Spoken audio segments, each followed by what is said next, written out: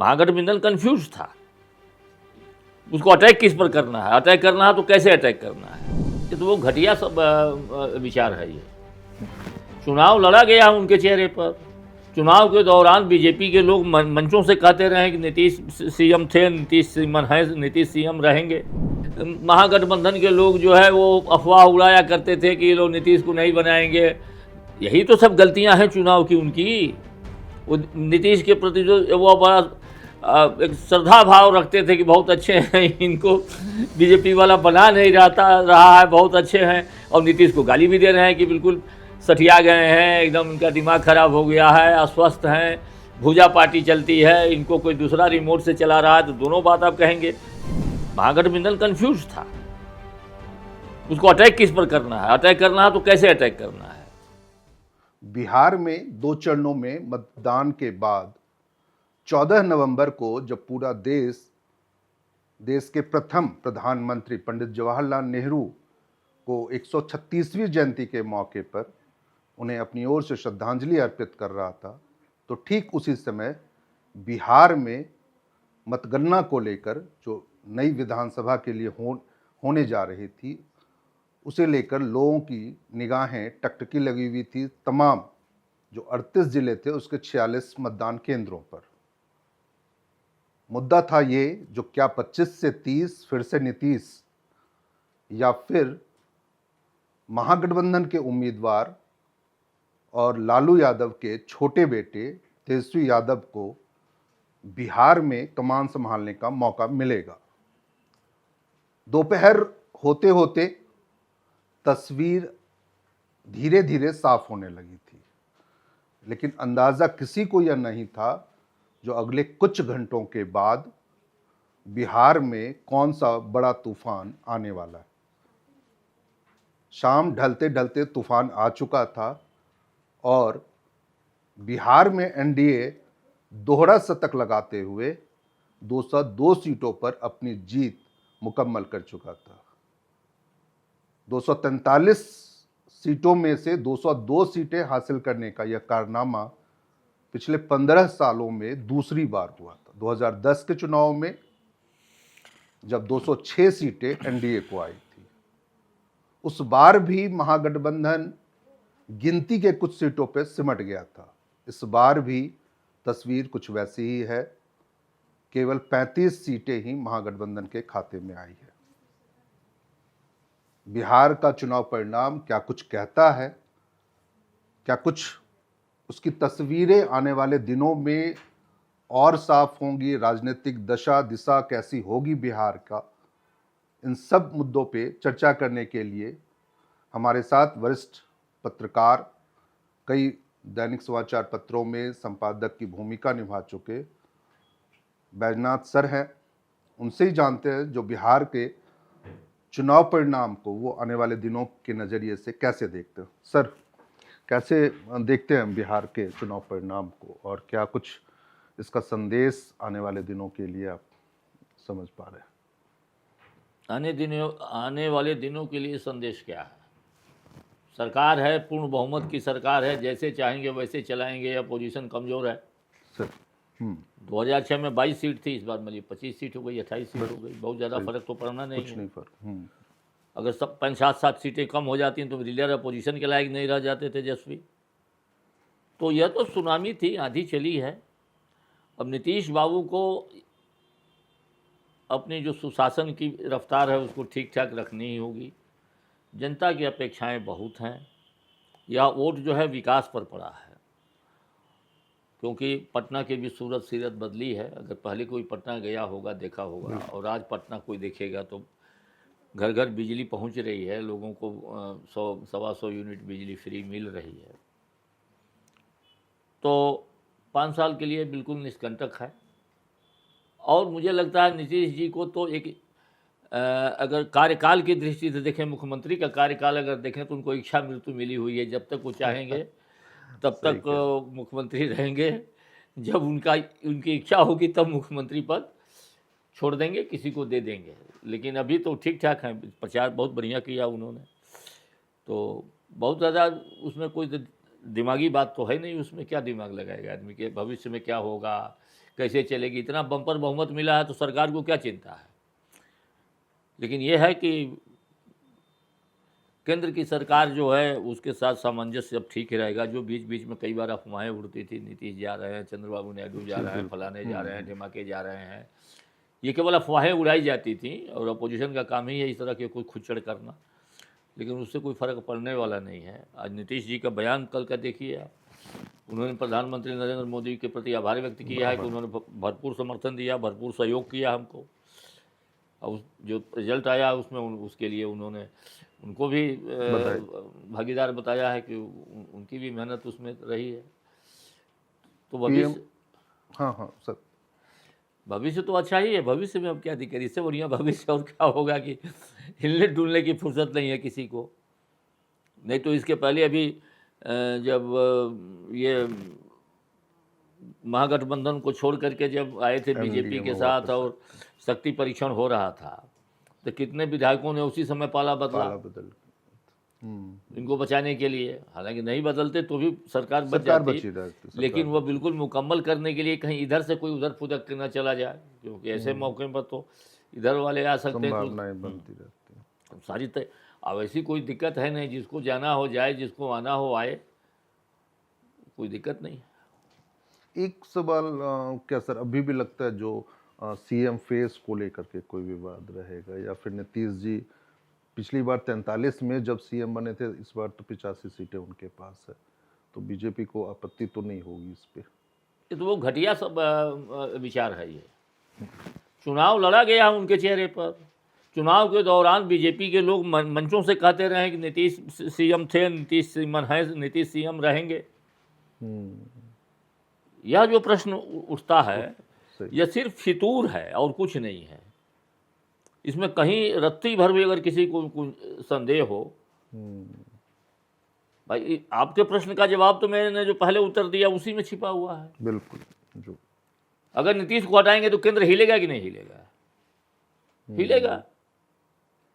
नीतीश को हटाएंगे तो नीतीश के सांसद क्या करेंगे? मोदी को समर्थन देंगे केंद्र में। या तो यह मान लिया जाए कि नीतीश से उनके सांसद जो है अलग हो गए हैं और मोदी के साथ रहेंगे, नीतीश जाए भाड़ में, अगर ये बात हो तो सही। या तो तब की बात थी जब चुनाव के दौरान महागठबंधन के लोग जो है वो अफवाह उड़ाया करते थे कि ये लोग नीतीश को नहीं बनाएंगे। यही तो सब गलतियां हैं चुनाव की उनकी। वो नीतीश के प्रति जो वो बड़ा एक श्रद्धा भाव रखते थे कि बहुत अच्छे हैं, इनको बीजेपी वाला बना नहीं रहा है, बहुत अच्छे हैं, और नीतीश को गाली भी दे रहे हैं कि बिल्कुल सठिया गए हैं, एकदम इनका दिमाग खराब हो गया है, अस्वस्थ हैं, भूजा पार्टी चलती है, इनको कोई दूसरा रिमोट से चला रहा है। तो दोनों बात आप कहेंगे। महागठबंधन कंफ्यूज था, उसको अटैक किस पर करना है, अटैक करना है तो कैसे अटैक करना है। तो दोनों बातें आप कह रहे हैं, एक तरफ उनके प्रति सद्भावना का भाव भी रख रहे हैं और दूसरी तरफ जो है उनको जो लताड़ भी रहे हैं। इसमें गलतियां तो शुरू से ही हो गई थी महागठबंधन से चुनाव का, कि उसकी दशा और दिशा वो भूल गया था कैसे चुनाव लड़ना है और कैसे क्या करना है। सिर्फ यही एक वजह महागठबंधन के चुनावी हार की वजह है या कुछ और भी?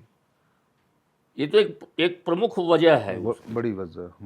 बड़ी वजह यह है कि चुनाव के लिए आपके पास जो भी साधन संसाधन हैं उनका भरपूर इस्तेमाल कीजिए और समय से इस्तेमाल कीजिए।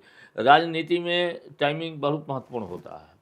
अगर टाइमिंग आपकी ठीक नहीं है, अब 1-1.5 महीना तो आप जो है ओट चोर गद्दी छोड़ में लगाए। बिल्कुल। बिहार की जनता पर उसका कोई असर नहीं था। 6 अक्टूबर को जो चुनाव की घोषणा हुई उसके बाद से जो है राहुल गांधी तेजस्वी का फ़ोन नहीं उठा रहे थे, विदेश चले गए। वहाँ से लौट के आए तो पर्यटन में चले गए, चंडीगढ़ शिमला चले गए। ये लोग दौड़ करके गया कि इलाज, बीमारी का इलाज वो करेगा, दिल्ली में डॉक्टर है, तो लोग गया दोनों इलाज करवाने के लिए। मुकेश सहनी और तेजस्वी यादव, डॉक्टर साहब से मुलाकात नहीं हुई, इलाज हुआ नहीं। राहुल गांधी चाहते थे कि तेजस्वी को मुख्यमंत्री का चेहरा न बनाया जाए। उनके सलाहकारों ने उनको कहा था, अल्लाह वरू वगैरह ने, कृष्णा अल्लाह वरू वगैरह ने कहा होगा कि इनको, तेजस्वी को जैसे ही आप चेहरा बनाएंगे जंगल राज का भभूका उठेगा और लोग जंगल राज की जो यादें हैं उसको ताज़ा करा देंगे और सारे किए किराए पर पानी फिर जाएगा। तो जंगल राज एक केंद्रीय मुद्दा था, इसमें कोई दो मत नहीं है। बिल्कुल। तो एक तो यहाँ गलती हुई। दूसरा क्या हुआ कि जब इनको बनाना था तो लालू प्रसाद जी ने खुद अंदर फ़ोन किया सोनिया जी को कि भाई कैसे हो रहा है। तो उन्होंने क्या किया कि सारे प्रभारियों को, अल्लाह वरी वगैरह को किनारे करते हुए अशोक गहलोत को भेज दिया। चुनाव पर्यवेक्षक बना के। अशोक गहलोत अब क्या किए कि अकेले से उनका फोटो लगा हुआ है और इन्होंने प्रेस कॉन्फ्रेंस करके इनको घोषित कर दिया। तो यह स्थिति बनी। अब इस स्थिति में कहाँ मन लगेगा किसी का, कैसे काम करेंगे लोग। कांग्रेस के लोगों की हालत ये हुई कि कांग्रेस पार्टी कार्यकर्ताओं ने अपने प्रभारी और अपने प्रदेश अध्यक्ष पर एयरपोर्ट पर हमला कर दिया, जूता फेंकवा दिया, चप्पल फेंकवा दिया, गाली गलौज कर दिया, नारेबाजी करा दिया कि टिकट बंट रहा, धांधली हो रही है, पैसा ले रहे हैं। बाकायदा प्रेस कॉन्फ्रेंस करके लोगों ने कहा। सही। तो गड़बड़ी तो वहीं से शुरू हो गई थी इनके। रही सही कसर जो है सीट बंटने के बाद, आप 12 सीट पर 11 सीट पर फ्रेंडली फाइट कर रहे थे। 12 सीट 11 सीट पर आप फ्रेंडली फाइट कर रहे थे। ये क्या सीट बंटवारा हुआ भाई? उतनी ही सीटों पर तो एनडीए ने भी अपने उम्मीदवार खड़े किए। बिल्कुल। इनमें कहाँ कोई फ्रेंडली फाइट थी? किसी सीट पर फ्रेंडली फाइट थी? अब कोई ऐसी सीट नहीं थी जिस सीट के ऊपर जो है एनडीए के सारे घटक दल के लोगों ने मेहनत नहीं की होगी। सारी सीटों पर मेहनत की इन लोगों ने। चुनाव प्रचार की जहाँ तक बात है, अकेले तेजस्वी फील्ड में थे। 186 सभाएं अकेले फील्ड में थे, वो दौड़ रहे थे और एक दिन 4-4, 5-5 सभाएं कर रहे थे। अब 5 सभा एक दिन कोई करेगा तो कितने मिनट बोला होगा, कितने मुद्दे उठाया होगा। अब हर सभा में वो अहंकार में बोलते थे कि 18 तारीख को हम शपथ लेंगे, हम मुख्यमंत्री बन रहे हैं, मुख्यमंत्री बनते आपको ये दे देंगे, आपको वो दे देंगे, आपको ये कर देंगे, आपको वो कर देंगे। आप ये आकलन ही करना भूल गए कि आप मुख्यमंत्री बन कैसे रहे हैं। सीटों की मतलब नहीं, आप मुख्यमंत्री आपका आकलन क्या था, कैसे बन सकते थे? आपको था कि मुस्लिम यादव MY समीकरण हमारा मजबूत है। उस MY समीकरण में जब तक आप 8%, 10%, 5%, 7% किसी और को नहीं जोड़ेंगे नहीं, तब तक तो काम चलने वाला नहीं था। अब मुकेश सहनी को आप बना दिए। अब दिक्कत ये, मुकेश सहनी को आप बना देंगे, डिप्टी CM घोषित कर दिए। दलित क्या सोचेगा, मुस्लिम क्या सोचेगा? 18% जो 2.5% है वो। तो अगर अब तो अब सारी चीज़ें आई उसमें, और एक सीट सहनी को नसीब नहीं हुई है। जमानत तक एक सीट नहीं जीते हैं ये। और ये भी ध्यान रखना चाहिए कि सामने वाला कॉम्बिनेशन कितना मजबूत है। EBC का जो वोट है, अदर देन बैकवर्ड्स जो हैं, वो अब ब्लॉक किसके साथ है, कितना मजबूत है वो। उस मजबूत में देखिए, दलित महागठबंधन उसके पास था, माझी उसके साथ था, पासवान उसके साथ था। आपके पास फिर बचा ही क्या था? जो आपके पास आज वो राजेश राम जो कांग्रेस का अध्यक्ष था, उसको आपने उठने ही नहीं दिया। पूरे चुनाव में पता चला कि राजेश राम कहाँ है, कौन है। वो दलित समाज का एक चेहरा था और वो विधायक था। उसकी सीट पर भी तेजस्वी ने उम्मीदवार दे दिया था। बाद में बहुत दबाव पड़ा तो किसी तरह से अपना उम्मीदवार वापस किया इन्होंने। तो राहुल गांधी रैली कितनी की? 16। खत्म बात। प्रधानमंत्री जो इतना व्यस्त है वो 20 रैली कर रहा है। गृह मंत्री जो 50 काम उसके जिम्मे 36 रैली कर रहा है। बिल्कुल। भाजपा शासित राज्यों के मुख्यमंत्री उतर गए, जगह जगह छापा जैसे डाला जाता है ऐसे हर विधानसभा पर छापा डाल दिया उन लोगों ने। केंद्रीय मंत्री छोटी छोटी रैलियां कर रहे हैं, प्रखंडों में जा रहे हैं, पंचायतों में जा रहे हैं, अनुमंडल में जा रहे हैं, रैली कर रहे हैं। नितिन गडकरी जा रहे हैं, शिवराज सिंह चौहान जा रहे हैं, लोग रैली कर रहे हैं। और आपको बार बार बछवाड़ा आप जा रहे थे, CPI को हराने के लिए जा रहे थे, बेगूसराय में बछवाड़ा गरीबदास को है। सही कहा। एक चीज और भी है सर इसमें, जो क्या महागठबंधन की हार तो चलिए ठीक है, लेकिन राजद का इतना खराब परफॉर्मेंस, क्योंकि पिछले 2 चुनाव में सर देखा जाए, एक में आप तो 80 सीटों पे चुनाव जीत रहे, 15 में, 20 में भाई आंकड़ा आप आप उसको ऐसे मत समझिए। पिछली बार 20 का जो चुनाव था वो धरातल पे नीतीश के खिलाफ लोगों में गुस्सा था, नाराजगी थी। बिल्कुल ठीक। कारण था कि एक तो ये कोरोना का पीरियड उस समय फर्स्ट बिल्कुल, फेज जो था वो फर्स्ट खत्म फेज हुआ खत्म था। हुआ था। 6 महीने हो उसमें इनका फेलियर नजर आया। इनका क्या, पूरे देश में जितने चीफ मिनिस्टर थे या सबका कोई सरकार, फेलियर सबका था। फेलियर नजर आया। सबका फेलियर था। एक तो वो हावी था, दूसरा क्या था कि वो उसके पहले वहां जा करके लौट आए थे। 20 के चुनाव में भाजपा और ये नीतीश जी जो एक साथ लड़े उससे पहले महागठबंधन में थे, रह और चुके थे। सबसे बड़ी बात थी कि 5 से 6% वोट का मालिक जो चिराग पासवान था वो अलग लड़ रहा था। 135 सीट पर अपने उम्मीदवार खड़ा कर दिया था। 115 सीट पर ही लड़ रहे थे। अब 115 सीटों में से अगर उसके उम्मीदवारों ने 5-5 हज़ार निकाला होगा, 3-3 हज़ार निकाला होगा, 2-2 हज़ार निकाला होगा, तो कितनी सीटें प्रभावित हो गई होंगी। ये तो कह भी रहे थे जो मेरी मतलब 34 या 36 सीटों पे हार जो हुई है वो चिराग पासवान भाई से तो ये हुई। पहले इनको पता नहीं था। आप इसमें लगे हुए थे कि ये बीजेपी, हमारा गठबंधन कभी रहा नहीं है तो बीजेपी जाने, यानी बीजेपी अपने हिस्से से उनको सीट दे दे। सीटें देते हैं। तो बीजेपी अपने सीटें से हिस्से से सीट क्यों देगी? जब गठबंधन टोटल होगा तो टोटल में से वो सीट जाएगा, जैसे इस बार गया टोटल में से गया। ये 115 पर लड़े थे तो नीतीश जी 14 सीट छोड़े, बीजेपी 110 पर लड़ी थी तो उसने अपना 9 सीट छोड़ा। 15, 9, 24 सीटें इन लोगों ने दी आपस में, और वो वीआईपी को 11 मिली थी तो वो कम सीटें कम नहीं, तो उसमें उपेंद्र कुशवाहा को भी तो एडजस्ट किया गया। इस बार से 6 दिया गया तो 5 सीटें वो शिफ्ट हो गई जी। उधर। सही है। हाँ, दूसरा सर एक चीज क्या, मतलब कि जो मुख्यमंत्री नीतीश कुमार ने जो घोषणाएं पिछले 2-3 महीनों में की, जो कई घोषणाएं जो जिसपे महिला रोजगार योजना के तहत हो, आंगनबाड़ी सेविका सहायिका का हो, जीविका दीदियों का, तो ये इन घोषणाओं का भी प्रभाव इस चुनाव परिणाम पर दिखता है। इसको ऐसे समझिए आप कि चुनाव आयोग का आंकड़ा जो है उसमें 2,51,60,000 महिलाओं ने वोट डाला है इस बार। राइट। 2,51,60,000 महिलाओं ने वोट डाला है, और यह वोट जो है पुरुषों का जो जितना पोल हुआ है उससे 40 लाख ज़्यादा है। पुरुषों के वोट से 40 लाख ज़्यादा है। और 40 लाख ज़्यादा कब है? जब टोटल मतदाता सूची में महिलाओं की संख्या बिहार में मतदाता सूची के हिसाब से 48 लाख कम है। माने 48 लाख कम वाली श्रेणी की श्रेणी जो है वो वोट में 40 लाख ज़्यादा पोल कर रही है, यानी 8 से 9% वोट उनका जो है ज़्यादा पोल हुआ है। ज़्यादा उनका वोट पोल हुआ तो उनको शराबबंदी से भी फ़ायदा है।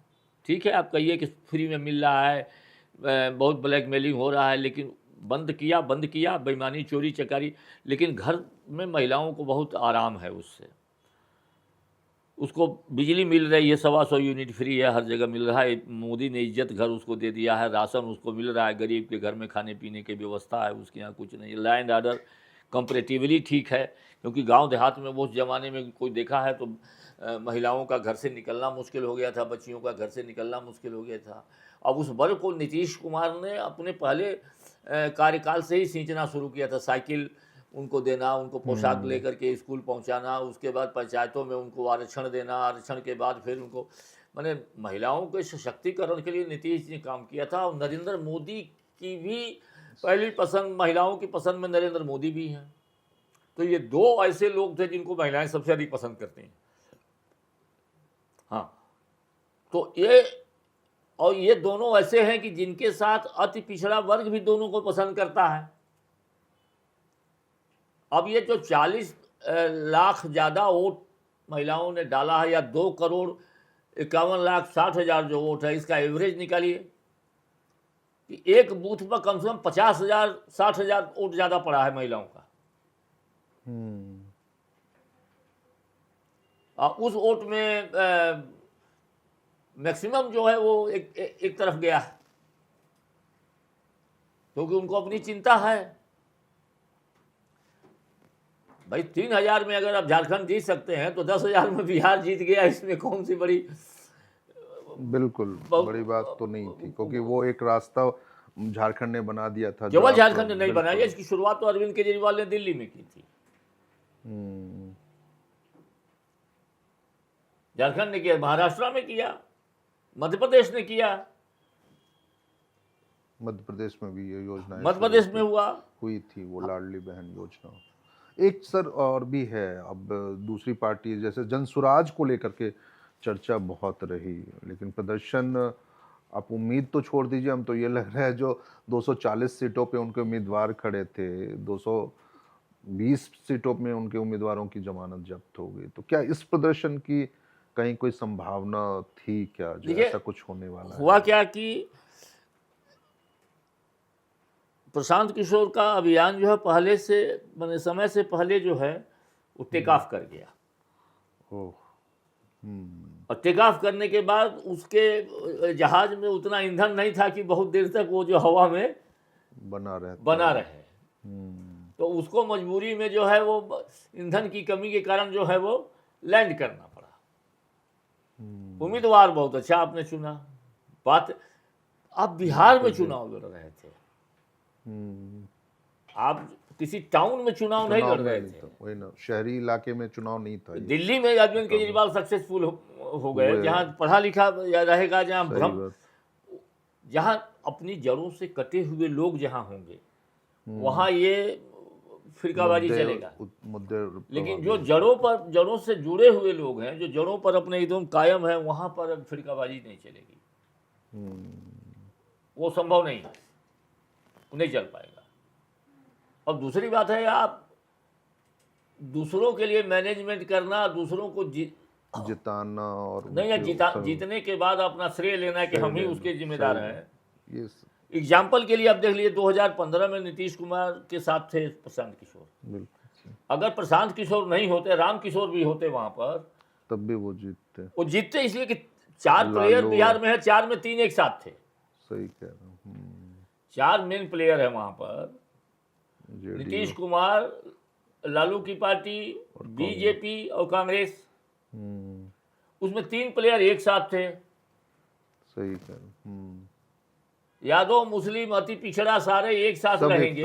अगड़ा को छोड़ दिया जाए तो वो सब लोग एक साथ थे। तो उसमें प्रशांत किशोर रहते या नहीं रहते? क्यों नहीं? प्रशांत किशोर गोवा में जिता दिए टीएमसी को।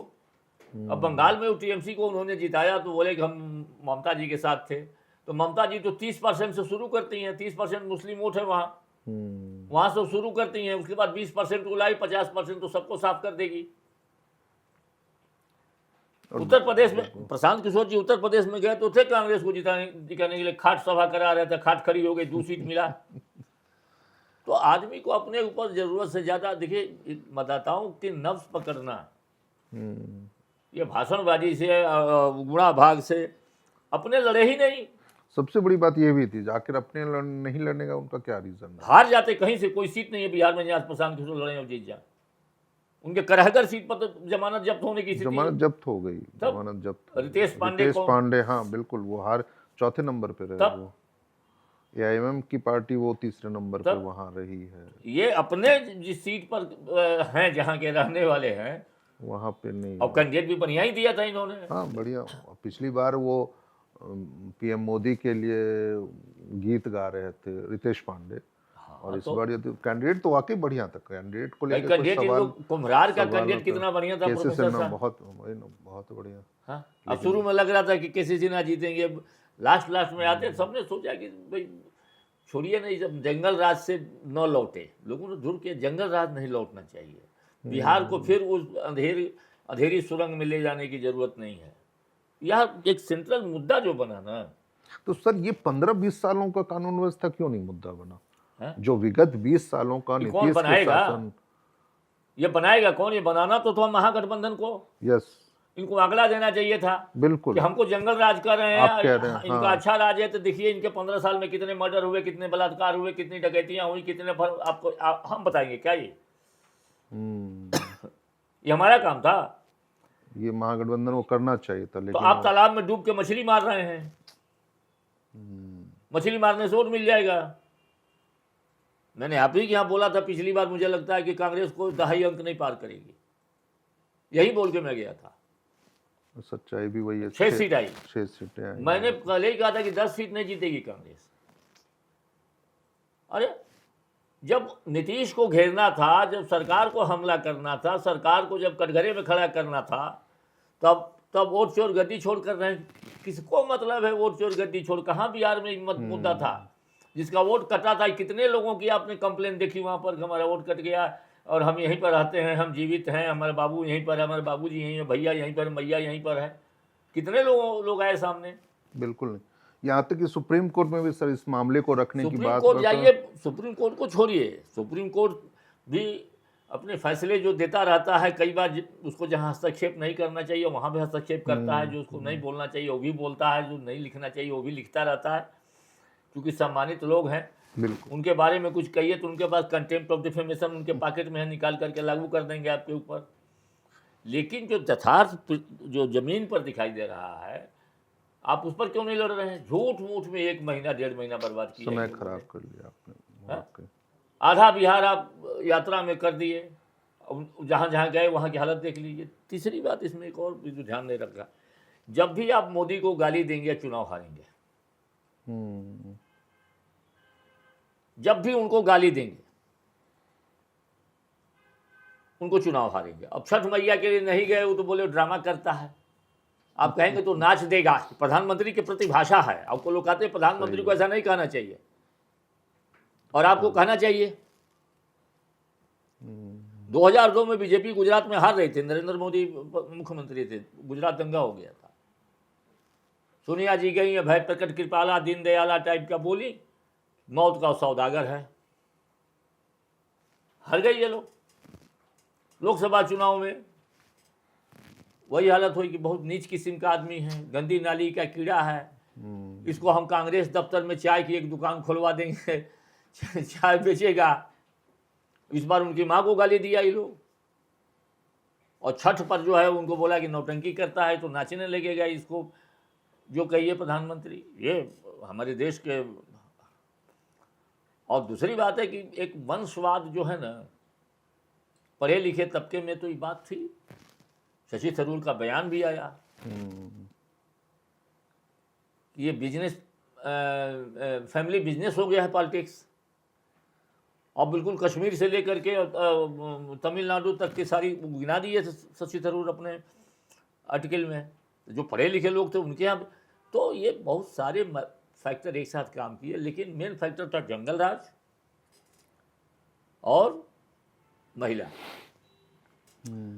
महिलाओं ने अपने बच्चों को, अपने यूथ को भी दिया, अपने घर के मर्दों से भी बोला कि तो आप लोग गड़बड़ मत कीजिए, नहीं तो मैं मैके चली जाऊंगी, तुम देखते रही हो।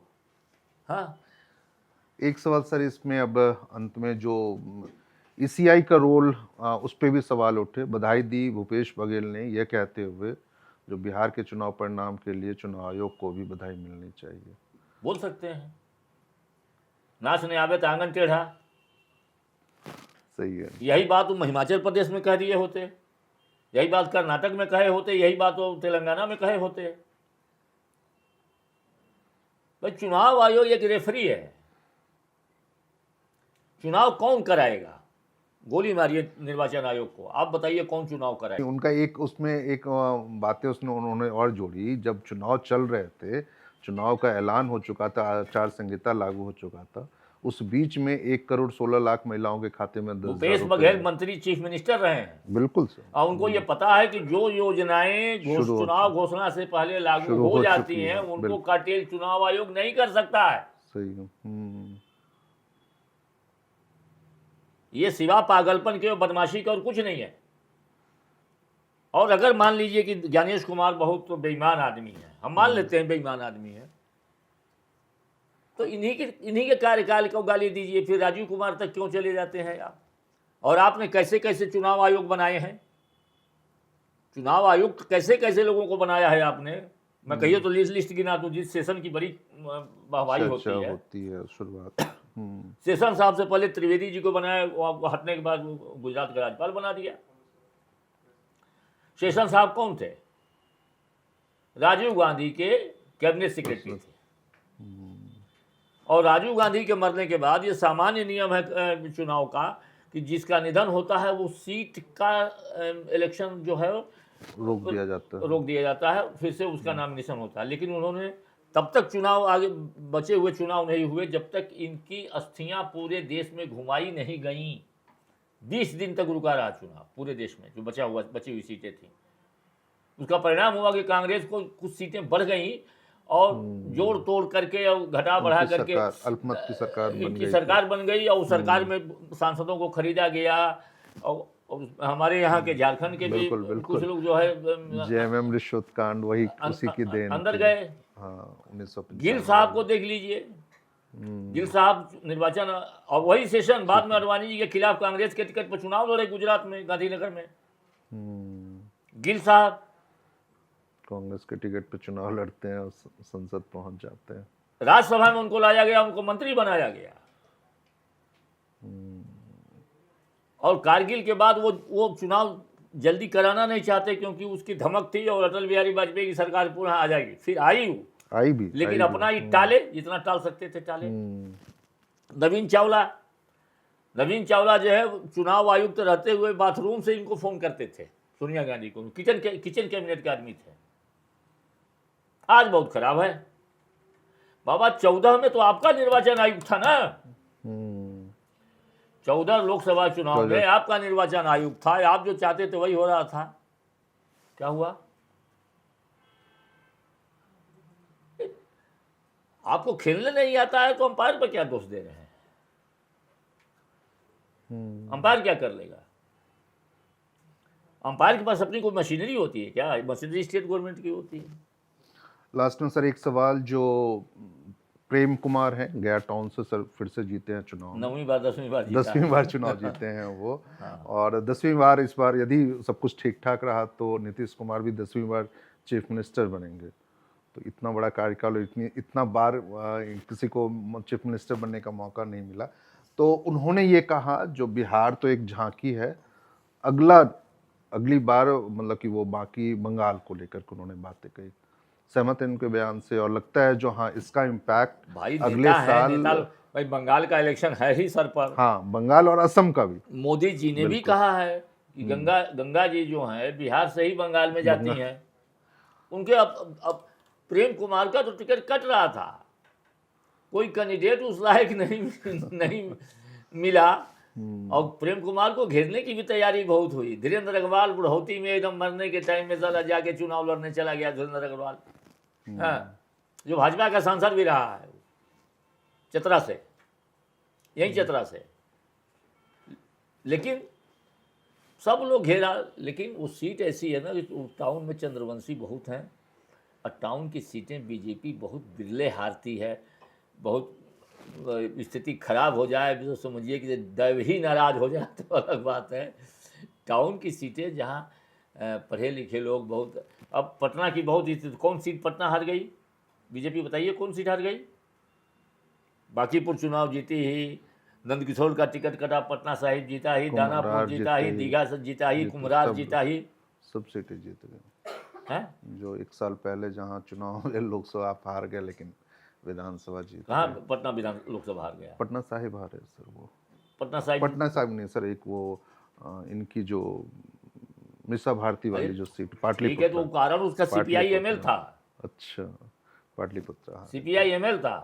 उन्होंने रामकृपाल चूंकि बदमाश उनके पार्टी में रहते हुए भी वो नहीं कर पाए। ML वालों ने इन पर गोली भी चलवाई थी इनके इसके ऊपर, और ML के काम के चलते इस बार देखिए ML इन लोगों का, वामपंथियों की क्या हालत हुई। ऐसे तो रहे थे बहुत ये। तो सारी सीटों में कोई नहीं। तो मेरा सवाल सर वही, बंगाल और असम पे कितना बड़ा इम्पैक्ट इसका पड़ने वाला? कोई इम्पैक्ट यहाँ के चुनाव का बंगाल का भूगोल अलग है। कार्यकर्ताओं का मनोबल बढ़ता है।